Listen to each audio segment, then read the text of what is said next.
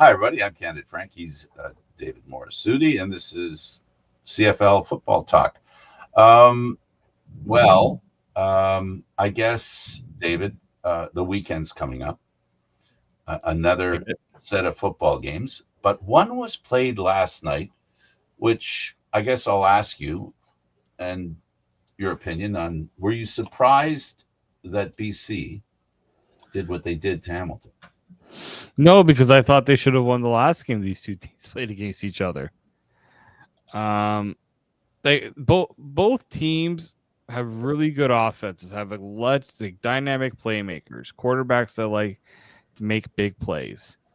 But what they don't have is, unfortunately, the defenses didn't exactly, in my opinion, I don't think they really held their end of the bargain. Like, at the same time, there were some great plays made.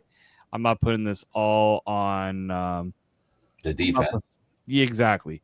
But I also think that this game, when you look at it, I said, BC, despite the mistakes that they were making, they kept it close, and they did what they needed to do to win that game. I mean, and they also left I thought it was going to be over initially when they went down, they scored the touchdown. And then Hamilton's like, well, we still got time on the clock. And they got the field goal there. But I do think that, I'm not surprised. I felt like Hamilton had gotten, they took that last win over BC. And, I thought it was offensively, great effort by BC. The danger of success, the biggest danger of success is complacency. And I'm not saying that Hamilton was complacent, but I'm just putting it out there that can be part of the formula that leads to a team losing, getting comfortable, winning. What I can say, though, when it comes to, if we start under center, now, if we don't know the score, if we don't know how the game ended, you've got Nathan Rourke with 2 TDs and an interception. And let me compare that to Bo Levi Mitchell, 3 touchdowns, no interceptions. So it appears, at least in this game, there was more to it for BC than just the quarterbacking, because Bo Levi Mitchell by himself getting 3 touchdowns and not losing the ball at any time in the game would indicate that would have given Hamilton a really good chance of dominating this game. Yeah, no, for sure. And like watching this game, I was like, this is supposed to be a big offensive matchup, right? Like, we were talking about this, how both teams are going to light the scoreboard. They only scored 20 points. Now, granted, 20 points is pretty good for some football games, but 20 points between these two teams, I was like, really?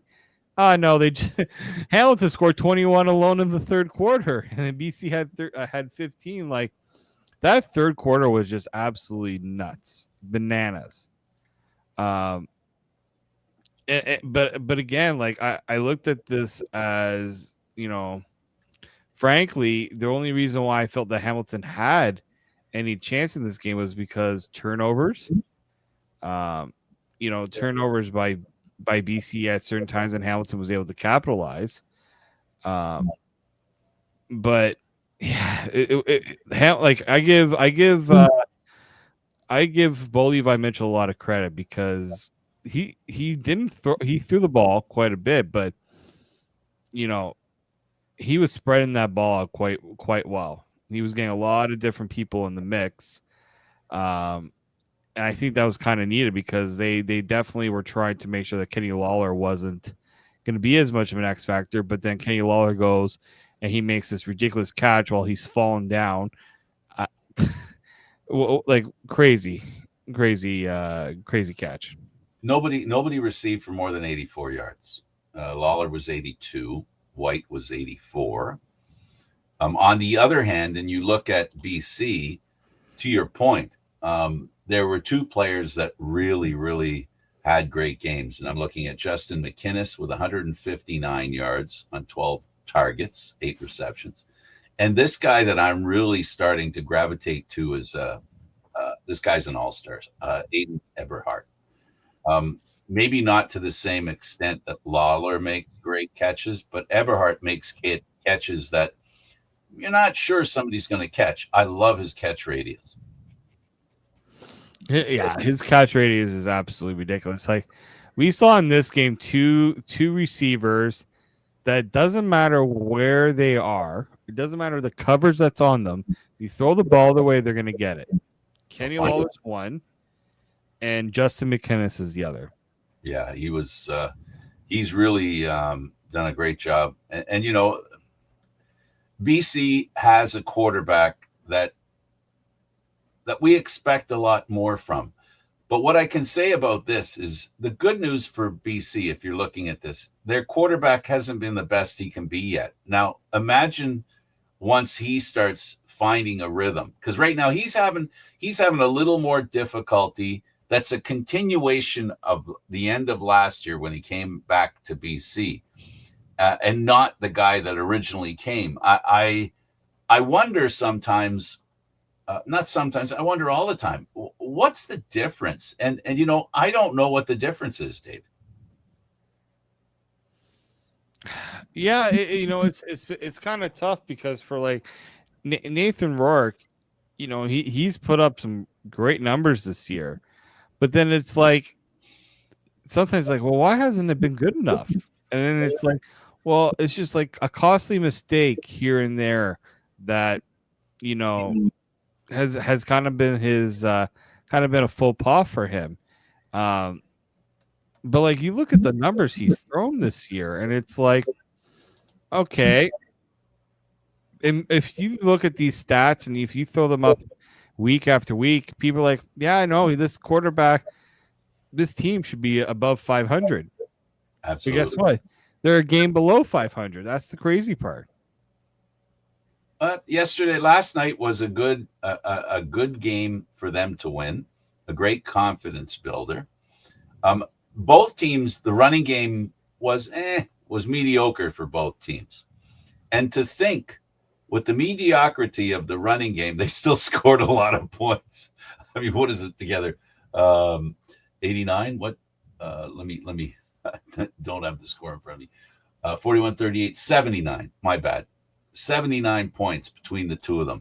And the running game for neither was really exciting. 85 yards in today's CFL, that's not bad.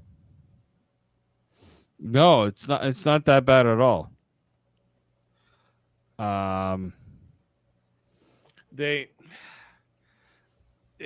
We've seen some really good performances that kind of been wasted in a lot of ways, and I feel like Nathan Rourke has had some.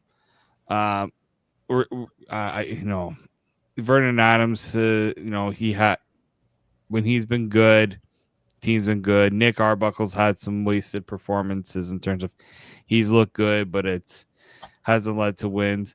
Like this is where, okay, it's important to have a quarterback in this league, but it's important that the quarterback has everything that's needed. Otherwise, you know, you're kind of just wasting. Right, you're gonna be why? Well, we have the quarterback. Why exactly can't we get? Why can't they get wins? Why can't they figure this out? It's mind-boggling, but I guess it is what it is. Let's talk about let's go back a week. We talked about last night's game, which is of course in week 10. Week 9, we had Ottawa hand Calgary a 31-11 loss. We're expecting Ottawa with the injuries starting to trickle back into the game. Their defense, because key players are back in defense, Ottawa's been a team that has needed their defense to win. The offense, we've seen possibilities. It just hasn't been consistent with the offense. But in this game, Ottawa looked really good. And Calgary, wrong Alberta team, Frank. Calgary, a team that has been pretty dominant through the season, didn't look like the kind of team, and I think their defense kind of let them down. I think we talked about it last week a little bit. Yeah. I mean, last week there were some. I'm looking at the games last week. We had two. Okay, let's say two blowouts, two Yep. games that weren't close, and two games that were close. Like it's crazy the discrepancies with with the games that were played. And I'm struggling right now. One thing I'm struggling with is certain teams that you think look like contenders. Are they contenders? And then teams that look like, they should be bad, but they're either staying close or they're picking up impressive wins. Like it's kind of been tough to really gauge. Like if you were to tell me who the favorites are, I can tell you who I think the favorites are, but then you go out and you actually play the games, and it's like it's getting a little tougher to know for sure. Yeah, specifically what you're saying is that you didn't expect we didn't expect Ottawa to win by the score that they did. We didn't expect Saskatchewan to beat Montreal by the score that they did. And ho hum, Hamilton over Edmonton by 4, Winnipeg over Toronto by 3, and this is Winnipeg, a team that wins at home all the time, it seems, and a team that 3 losses in a row fired them up. And the best they could do was win by 3 against a team that's been inconsistent all season. To your point, I think that's what you're trying to say, and I think those scores. I'm drilling down a little bit, but I think that's the issue that you're talking about. The predictability of the games is just not there. Wasn't this week, at least. This past week. Let's talk a little bit about the Argo game. Okay. Again, Arbuckle trending better. Not leaps and bounds, but it's easy to say that he's taken steps every week where he's improved himself. He may have not improved that much from week to week, but he's always, it seems, improved. The problem is that the rest of the team is not keeping up with him, David. And the Argos are watching their season go out the window because, the crossover now is becoming a reality. And the crossover, is something now that the Argos need to concern themselves about. Here's the thing. You look at the two quarterbacks. Nick Arbuckle was the better quarterback. Absolutely. Chris Traveler did everything he could to almost lose that game for Winnipeg. As harsh that might seem, he definitely did. They didn't put him in a good position to succeed. But Toronto made too many mistakes. 2 of them being, one, there was no run game. And that made Nick Arbuckle a target for the pass rush all game long. Yeah. Second, special teams. Not very special. Oh my goodness. I talked to Ryan Dinwiddie about the special teams and how, obviously it cost them the game, and it's just like what was the reason? Like why is the team struggling with it? And he's like, well, guys are not staying in their lanes, right? There's guys who are, when you get out of your lanes, it leads to these big breaks. But, I don't think I've ever seen an Argo team allow a punt return touchdown and a kickoff return touchdown in the same game. And that to me is very that's discouraging in a lot of ways. When things like that happen, often, not necessarily this time, but one of the reasons it happens where players don't stay in their lane is because they're getting out of their lane to try and help somebody who's looking in trouble. And that's when the breakdown happens, when everybody's doing something other than what they're supposed to be doing, even if there's a good reason for them in their own mind to do what they're doing. So the thing of it is that twice, to your point, is once you allow a kick return for a TD, whether it's a kickoff or a punt, you would think that you would tighten things up. That's the part that's difficult to understand, is that you really screwed up as a group. How do you not at least tighten up the defense defending a guy kicking a ball back. It just boggled my mind as looking at it. I was very confused about why that was so easy, but it does happen when you have a kick returner. The one thing that we saw in the kick returns, it was lights out running. Like it was speed finding the holes, and the Argos unable to set up fast enough to negate that speed being an issue. They literally watched a speeding car go by them, past them. It was kind of something that needs to be looked at. And this special teams Argos has had problems all year, and it's not like they have a new coach of special teams. It's the same coach that's been there for years now, and you're getting a different result under his leadership. And there are questions, I guess, that come up with, are the right people on special teams? Yeah, and again, this comes down to, is it, people are saying, fire the special teams coordinator, what's he doing, this and that. He may be putting out the right game plan.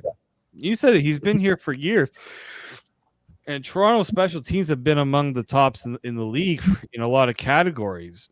But here's the thing: the personnel's changed. They're missing players. Guys are injured. They've traded away some of those guys have left, in free agency, or they've traded some guys away. Like there's different, and when you're talking to American players too, and having them get up to speed with special teams, it's different from them because they're not used to the field size, the rules with the special teams. So there's a bit of teaching involved. Kick returns. Yeah. It's David, in the NFL, they're almost making it irrelevant. Yeah. So if you're a guy aspiring to play in the NFL and you go, I didn't make it here, let's see what the CFL's like, and they put you on special teams, the intensity of special teams in Canadian football is ratcheted up much more than it is in the NFL. It's a whole different kettle of fish. And it's accepting that I think is one of the problems that players have on special teams. And that's why experience on special teams is so important. We've seen over the years, players who aren't starters who are working on becoming a starter, and they do it by going through special teams and proving that they have the talent to be a starter, right? But if you're getting guys who aren't able to prove that they can be a starter and they're not at that first bit, it makes it hard for a coach to put a group together that's cohesive. The cohesiveness of special teams, I think, is more than any other area in football, because in Canadian football, at least, because starters are starters. Special teams guys have to understand the dedication they need to be special teams players.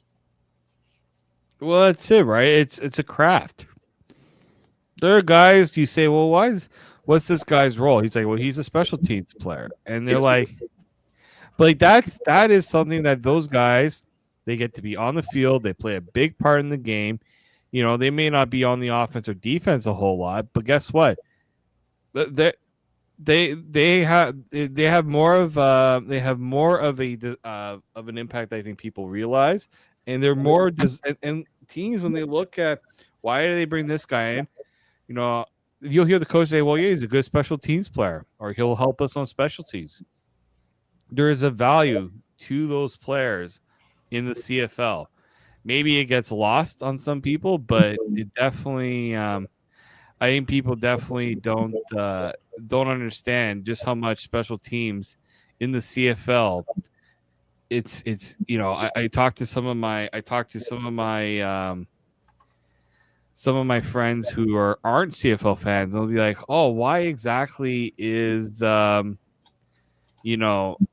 why exactly aren't people given the, like, in the CFL, why are special teams such a big deal, right? Or why are the rules?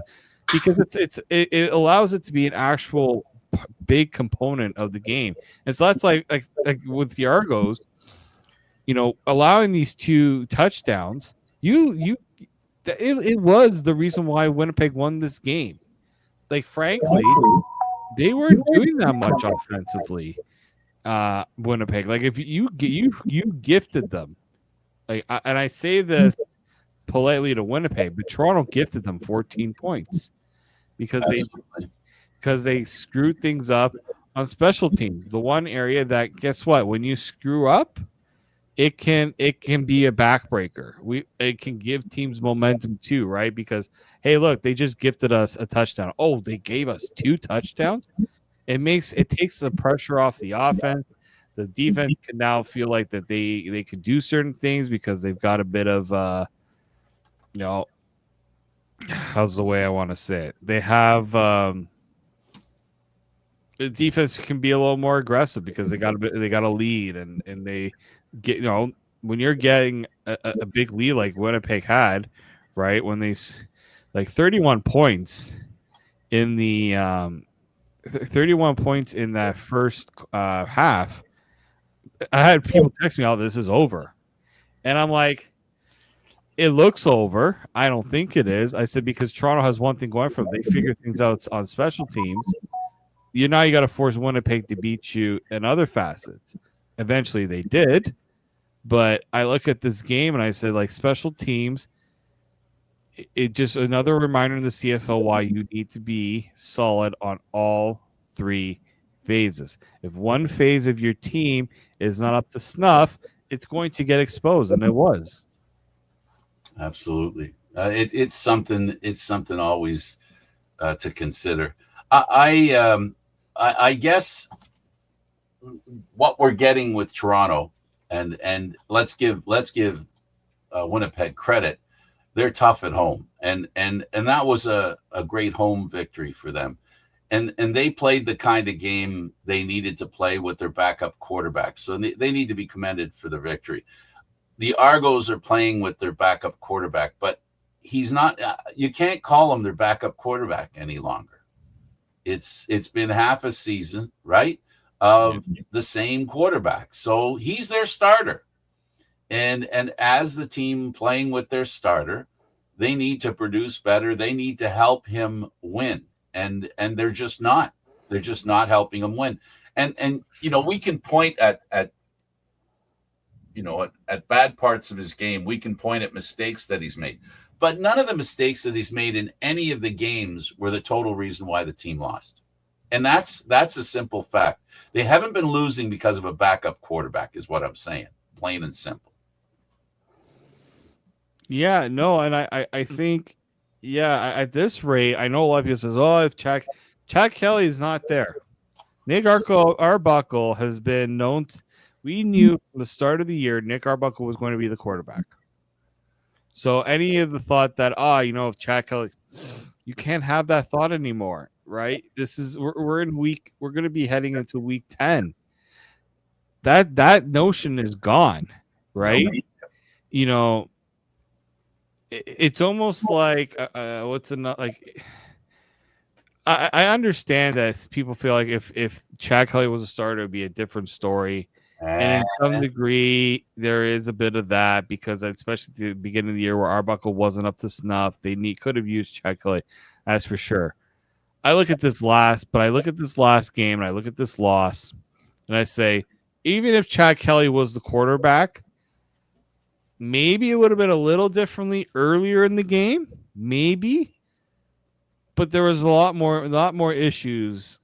Like Chad Kelly can't make an offensive line play better, right? Maybe he could run a bit more, but guess what? This version of Chad Kelly that would have come back from the injury likely isn't going to be running as much either. So I think that was one thing Winnipeg did better, though. Like defensively, they made sure that Nick Arbuckle wasn't going to break out of the pocket for runs. Yeah, the defense, I give them a lot of. I mean, look, that defense with Willie Jefferson, he was an animal, absolute animal. He was a fence. Like he only had 1 sack, but it was the knockdowns. 4 knockdowns, in some ways, are almost just as good at sacks. So I do think that. I look at this game and I say it's not the quarterback, and people are saying, "Oh, they should put in a different quarterback." What's a different quarterback going to do different? In my opinion, this was not about quarterback. If you want to have a conversation about the difference between Kelly and Arbuckle, let's just say, okay, Kelly in there is going to play better or contribute more to a win, but I don't think he would have contributed to more than 2 extra wins. Because those losses, too many of the losses were breaking, not bending defensively. And they were suffering under the pressure of the opposition. And the opposition was able to do what they need. I'm referring to it in the sense of reverse garbage time, if you understand what I'm trying to get at. Teams sometimes let up when they don't need anymore. And I think there were too many opportunities where the Argos just left the other team to the point where the other team just said, well, we're going to win this game. We'll just play a little of this. We'll give them this. We'll give them this. We'll give them this. So some of the games were close, not because the Argos played close enough to win or close enough, but because the other team got so far in front, they weren't really worried about them, basically doing anything really dangerous. And one of the signs of that is when the Argos did do they had some great series, back-to-back series, which made it look like they were really playing much better, right? Which they were. But I just don't think like this Argo football team looks like they're capable of winning consistently, because the problem, and I agree with you, is not at quarterback. Their problem is not quarterback. It's everywhere else. And until they resolve everywhere else, it doesn't matter who's at quarterback. Besides, David, what's the difference between being 2-6 and 3-5? Like, what's the difference? What's the difference? You want to make the playoffs? You got to be close to 500. Yeah, no, exactly. Right. And right now, like that's what made this loss tough, because they could have been 3-5. It's about the third one that we've seen like that. Winnipeg, Saskatchewan, Montreal. Right. It's all 3 teams. That's 3 potential wins. This team could have been. I think those 3 were winnable games, and that could have been a 5-3 record instead of a 2-6 record. They'd be within. They would be within striking distance of Hamilton. Like, the Hamilton loss is the one loss. Hamilton and Calgary are the 2 losses I look at and I say, yeah, they deserve to lose those games. There was no way. Like, it's not like they got screwed or they fumbled at it. No, they got beat. A bad break. There was no bad breaks. They got beat. Especially when you give up 51 points. But like Saskatchewan, you gave up a kickoff at the end of the game. At the end there. Oh. Calgary, they had their number, even though they kept it within 10 points. Calgary had their number. Right. Montreal, you lose that by 1 point when you had, I think, it was an 18-point lead on them. Can't lose that game.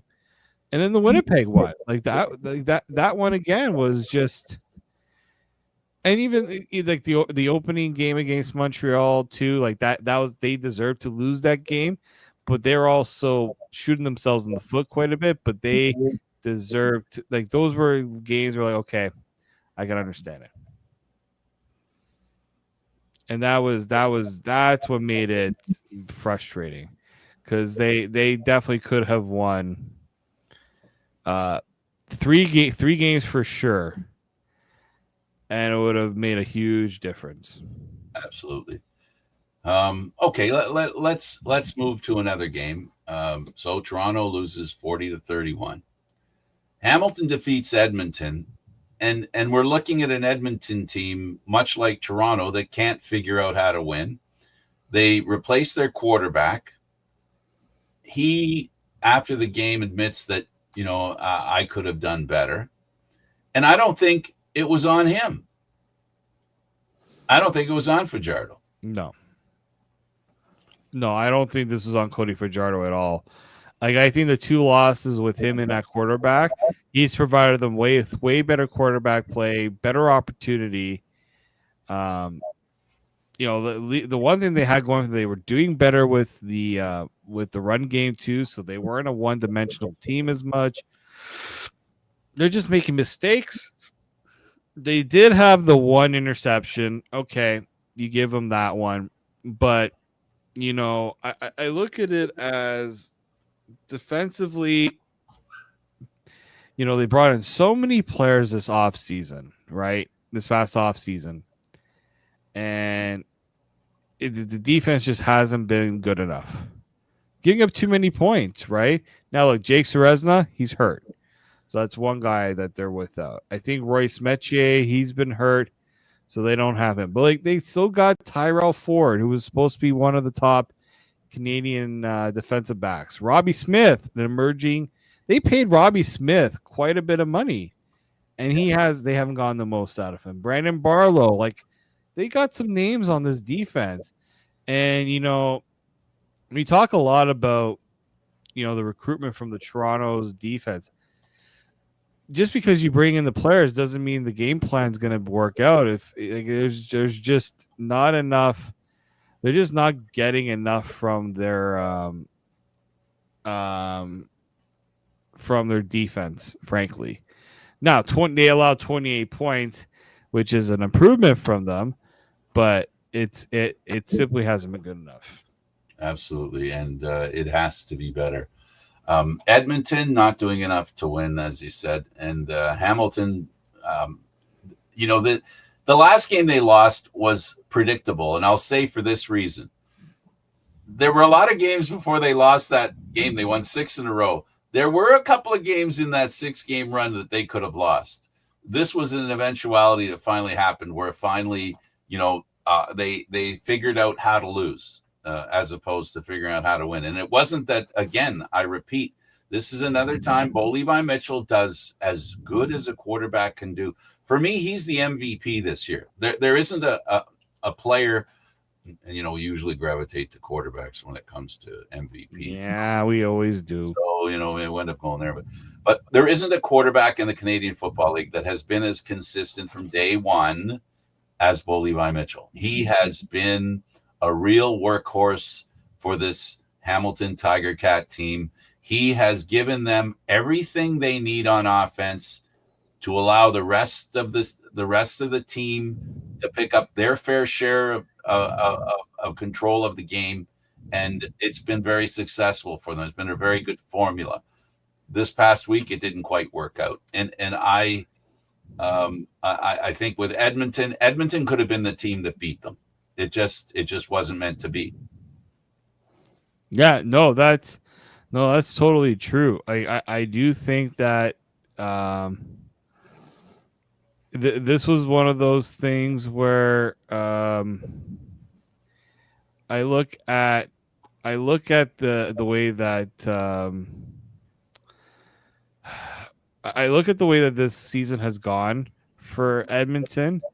And I truly think that this was a game here where, I'd like to see if they had made the change to Fajardo earlier. Maybe they would give them a little more confidence, potentially. But no, I just look at the way that things have gone this year for Edmonton, and it's just a reminder that you can be the best team in terms of the offseason and adding all those players, but you're bringing in a whole new coaching staff. It's not always that easy. It's not that easy. Like Toronto, even when Toronto got Ryan Dinwiddie, it wasn't a major success right away. It took time. Yes, they were better than Edmonton was at that rate, but I think that it's tough to compare the situations and say, oh yeah, this was going to be right off the hop easy going. Absolutely. Let's move on to Montreal and Saskatchewan, and I think McLeod Bethel Thompson, 1 interception, no TDs, 126 yards, no running game. Montreal has has shown this side of their game, and it pops up. It's been popping up this year from time to time, where their offense is not generating anything. And yes, their starting quarterback is injured, but the inconsistency of their offense this year has been the past 3 years. I think this has been the most inconsistent offense they've had in the past 3 years. 1 year they won the Grey Cup, the next year they won the division, and this year, they could win the division again. Maybe they're within striking distance, but for some reason, their offense just can't generate a decent offense. No running game, no passing game. It's a whole different team than I expect to show up. Yeah, no, I mean, like Saskatchewan. Here's the thing: Saskatchewan was playing like they wanted to flex their muscle. They did not want Montreal to look like they were going to be able to get by with McLeod. They wanted to put doubt in McLeod Bethel Thompson's eyes, and they did that, right? They took away the run game. The run game wasn't effective at all. McLeod Bethel Thompson was going to have to be the one to beat the Saskatchewan, and that didn't happen at all. Right? Like Saskatchewan ran the ball. They just played. They were playing right on all phases. Like I couldn't find any really flaw. And to me, what this did is kind of reinsert themselves as the top dog on the CFL. Like if you're Montreal, yeah, it's a bad loss, but it's a loss to a really good Saskatchewan team. Like you're not going to fall early in a game and hope for a last minute comeback. That's not Saskatchewan. Saskatchewan's not going to allow that. And look, they had a bit of a scare against Edmonton the week before, so they needed, I think, a little bit of a jolt to get back. And like the one loss that they've had this year was against Calgary, who, frankly, okay, they exposed them a little bit. They, Trevor Harris was good, but they were it just wasn't good enough. Vernon Adams was, equally to the task as well, and just like. I look at the Saskatchewan team and I say, this is a team that can go all the way, right? And that game against Montreal showed it. Now, the big problem here with Montreal is, oh boy, that's the first game since the injury to Davis Alexander. He ain't coming back anytime soon. Nope.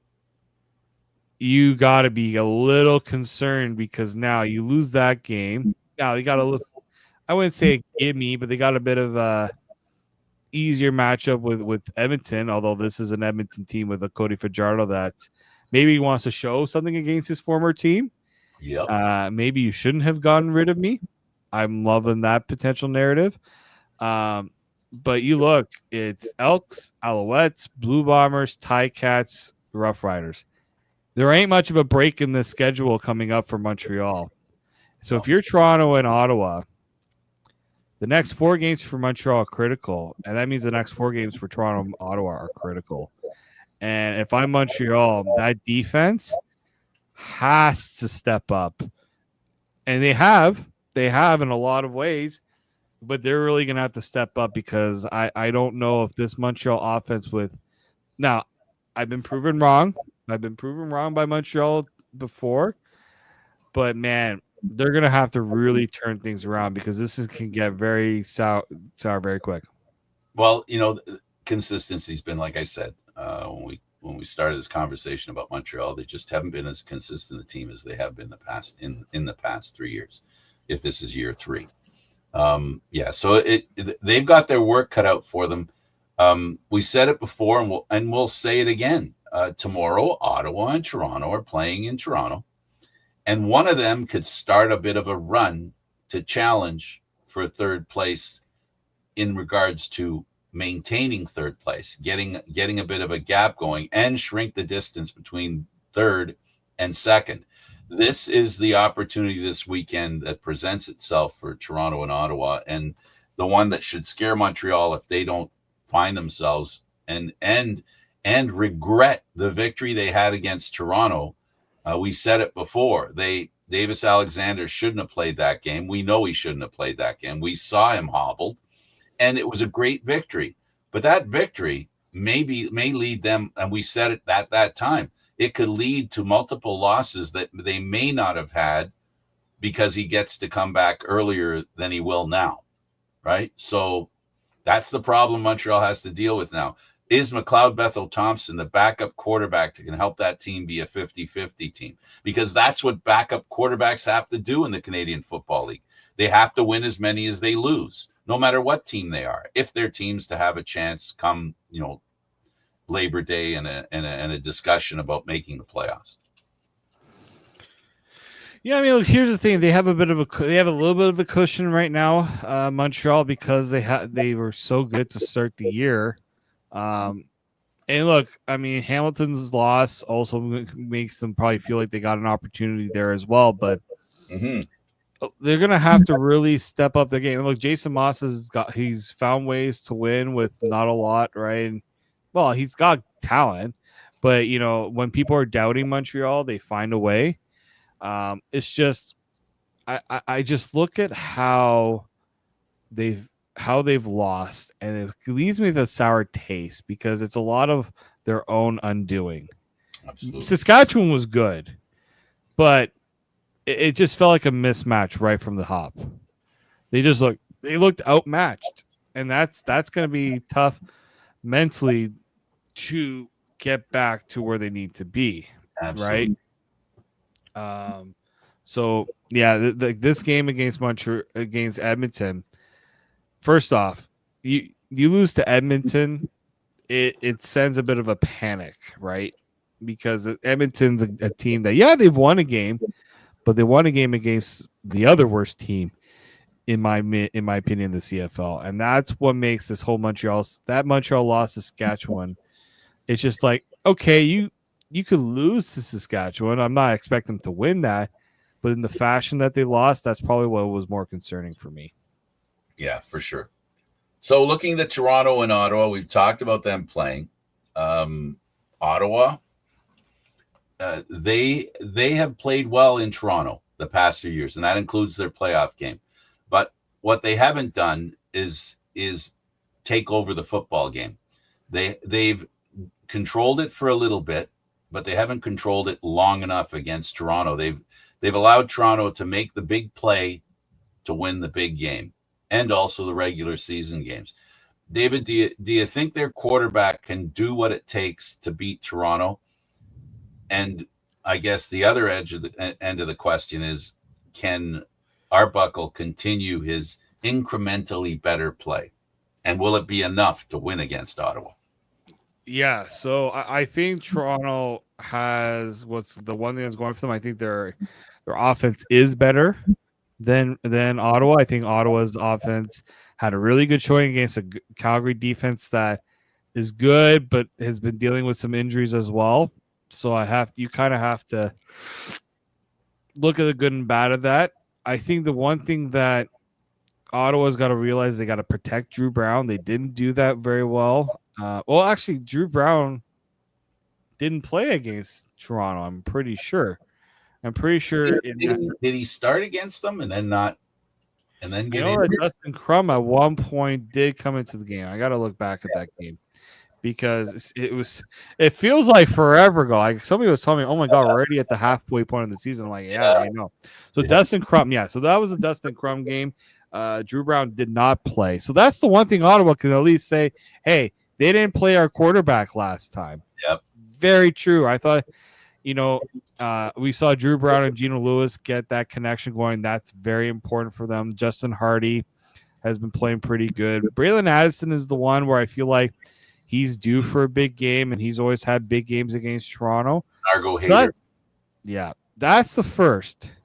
Can Drew Brown get his receivers going early? Toronto has struggled getting early. Ryan Dinwiddie says through the 60 minutes we have a hard time putting up offense, and that's, I think, especially true for Ottawa. They haven't been able to do it consistently. But here's the other thing too: the defense for Ottawa. That's the key there. Mm-hmm. They have to set the tone. Three interceptions is pretty good on, but that was PJ Walker. who is still new to the CFL. Now, Nick Arbuckle has been prone to throwing interceptions, so that's one thing that you can look at. But here's the thing. I don't think Ottawa can rely on Nick Arbuckle making those same mistakes. I really don't. He's gotten better. Yeah, he's definitely gotten better. I think what Ottawa does well, though, is they make you throw the ball because Calgary could not run the ball to save their lives. And the Argos don't need any help to not run the ball.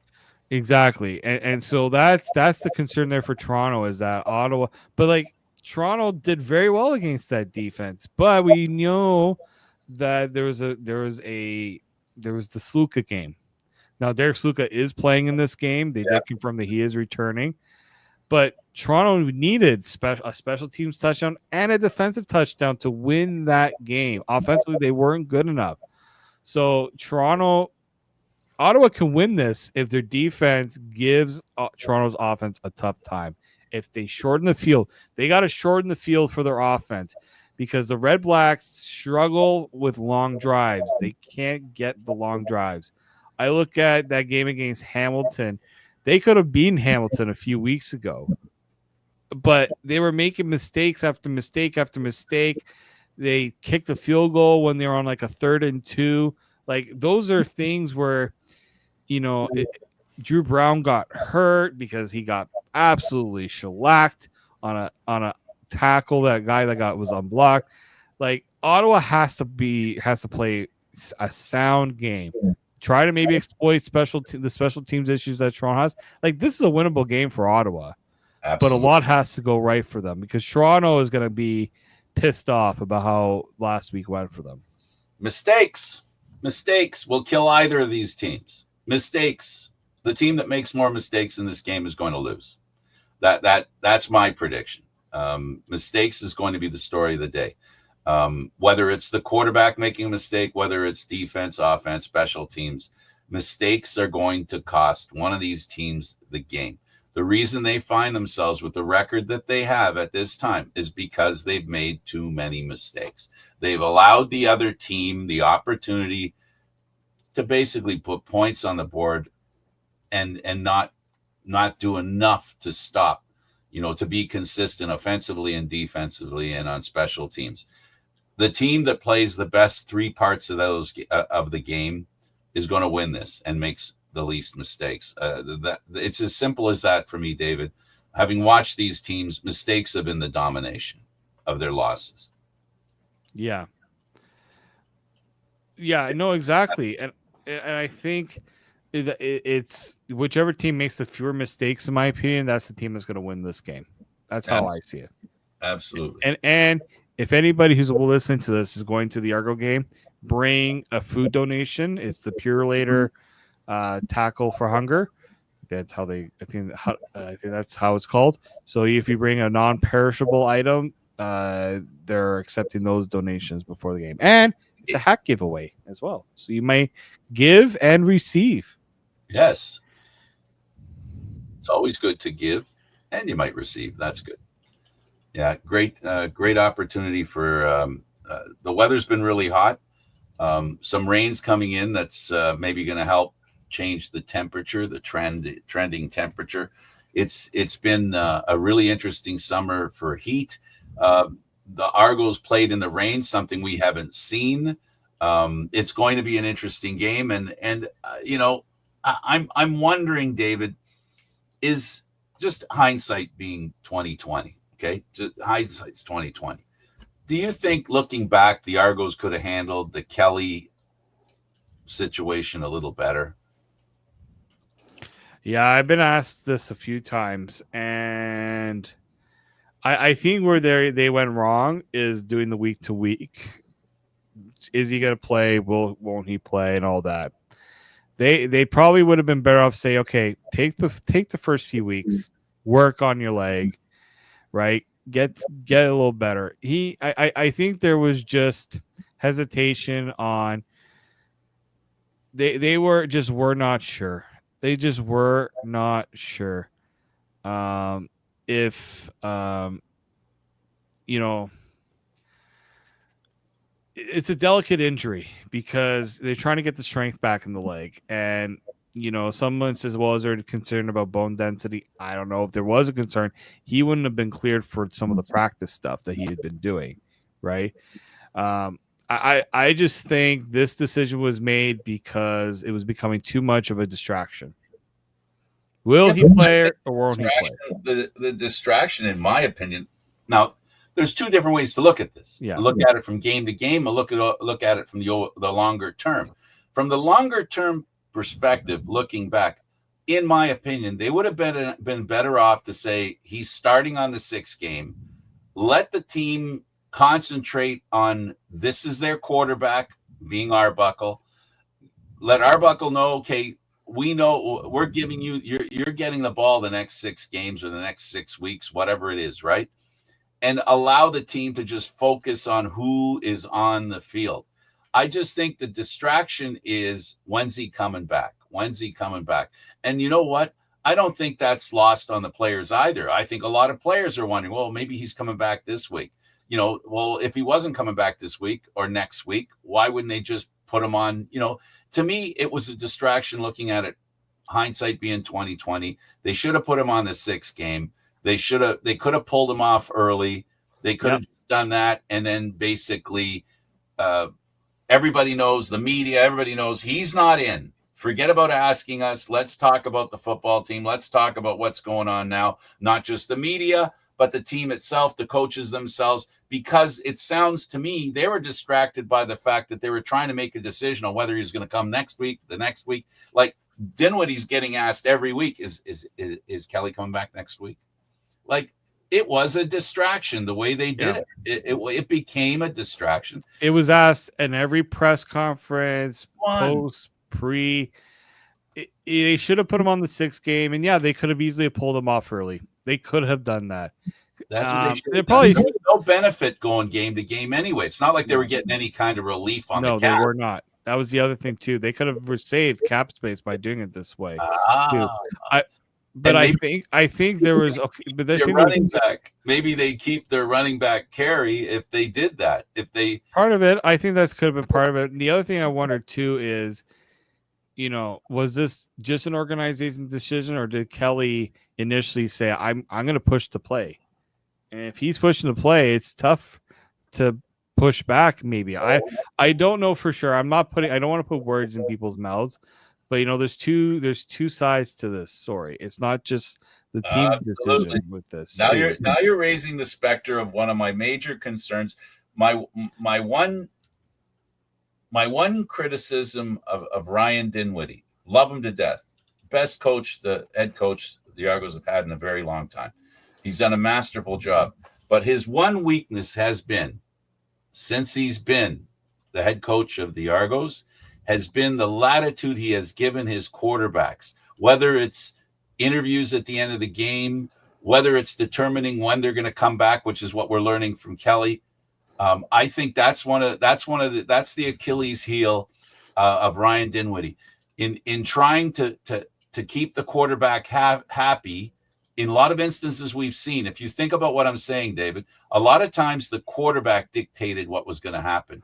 I don't think that's a good thing. And that to me has been the one weakness that Ryan Dinwiddie has had as head coach. His quarterbacks have been given way too much latitude to not show up for interviews, to take a step back, to decide when they're healthy enough to play. All these things to me are in a long distance as opposed to week to week. I think that's been one of the biggest problems that the Argos have had. Is they've respected their quarterbacks, which every player deserves, but they may have respected them a little bit too much and given them too much reign of responsibility or decision making. Yeah, it's again. This is such a delicate. Again, just one of those situations where it's not totally. There was no really set timetable, and I think that that's probably where things should have been more clear. But the Argos at the end of the day, that's on. There's multiple. I wouldn't put the blame on one person or whatever. That'd be a little little tough, unfair. But yeah, like this is one of those things where, especially early on when Arbuckle was struggling, Chad Kelly's name was brought up every time. And I'm sure a bit in Nick Arbuckle's eyes, a little, and in his mentality, Look it maybe over. there's a bit of, I have to hear about this. I do I have to worry about Chad coming in and taking my job or take away my playing time. There's a little bit of that involved, and I think that decision to put Kelly on the 6th game now, I think it has a lot to do with also Arbuckle having the mindset that it's his to run with right now, and he doesn't have to worry about his job for the time being too. I think there's a little of that involved. It's very easy for me to say that right now, sitting in this position, except for one minor detail. It's what I felt all season. I didn't think he'd be back before 8 weeks. So, in my opinion, at the time, they should have put him on the 6th game, and I would have put him on the 6th game. Not that I'm a coach expert, but I would have put him on the 6th game to basically say, this is where we are, boys. Let's work with what we've got. And the media, when they ask a question, they aren't going to ask that question, So everybody's pulling on the rope in one direction, and that is Arbuckle's our quarterback. Players, it because Kelly's on the 6th game. Reporters, it because Kelly's on the 6th game. And Kelly, you keep talking about coming back in a couple of weeks. That's fine. With us, you can talk about that. We'll accommodate you if we feel. This is where you, if you want to, where what you're saying is fair. That you can't blame it all on Dinwiddie. But as a group, they should have stuck strong and said, you know what? Come to us behind the scenes. Let's talk about it privately, just between us. Let's have our debate on whether you're ready to start or not, privately, not in the media, not that kind of stuff. Just straight up face to face. That's where I'm saying the mistake. Yeah, there should have been let's not say anything for now. You know what? We're gonna take it. We're just gonna. The problem is he couldn't say, "Oh, we're gonna look at it again next week," because then it's just he probably just said, "We're just gonna hold off for now until we get a better idea of where he is," or something along those lines. But I don't envy the where he found himself. Absolutely. Look, I'm gonna fix what I said before, and I'll take Dinwiddie, and say his part in what happened. That he wasn't the only one who made that decision. After all, Kelly had some say in it, and I'm sure upper management had a say in it as well. Now, was there any reason? What's the motivation? Like, I'm trying to understand. The simplest thing to say is, well, if they want to sell tickets, they want people to think Kelly's coming back. I think that's pretty. I think that's. I don't think that's beyond the pale. I don't think the Argos would make a decision in that regard. But at the end of the day, there's nothing else left. Why you're putting hope out there that he's coming back?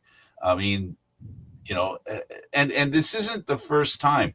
The same thing happened when he was suspended. At the end there was talk about, is he coming this week, next week, this week, next week? Remember, it went on for a few weeks there before he actually came back. While he's practicing, he might be able to start right away, and then he didn't start. I mean, it's not like I'm talking about something that this is the first time something like this happened, where for some reason there was talk that he was coming back, and essentially he didn't come back. And where did it start? How did it get promoted? And how do you not make that same mistake again? So I'm only saying what I'm saying today based on next year. If something happens that the Argos, you live and learn in this situation. It's definitely a learning experience. They've got to learn that when it comes to Kelly specifically, they've got to help him to understand, that we're listening to you, but we're going to make this a private conversation. We don't want to talk to reporters about it. We don't want to talk to the team about it.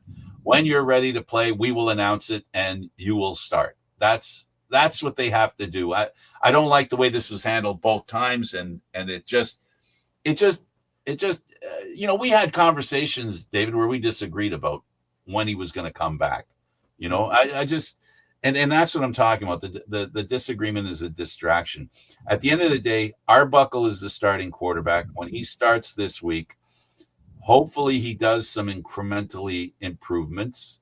and the defense and special teams have learned from their past mistakes. That's how the Argos are going to win. Mm-hmm. That's where. Yeah. It's fans have trust me. Fans have shown a lot of frustration with all this. I've heard a lot of it.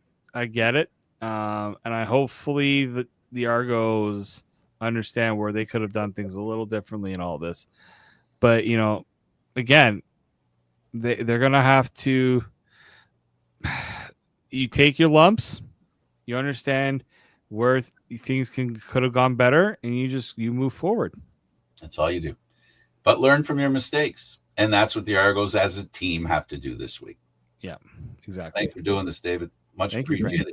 All right, he's David Morassutti. I'm Candid Frank Stanishi. Thank you for watching CFL Football Talk. Don't forget you to check us out on Candid Frank Stanishi 1030 on YouTube. Thanks for watching, everybody. We'll see you next time. Great week of football coming up. Great weekend.